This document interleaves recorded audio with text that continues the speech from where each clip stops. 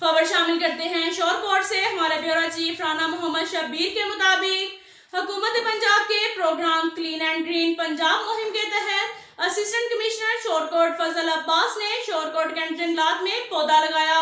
इस मौके पर CEO tehsil council Anwar Beg, municipal committee के सीईओ तारिक जावेद, एसडीओ जंगलात के अलावा उनका अमला भी मौजूद था। असिस्टेंट कमिश्नर शोरकोट फजल अब्बास ने सहाफियों से बातचीत करते हुए कहा कि 5000 पौधे लगाए जा रहे हैं। हर शख्स अपने हिस्से के 2-2 पौधे लगाए ताकि फिजा का माहौल खुशगवार हो सके।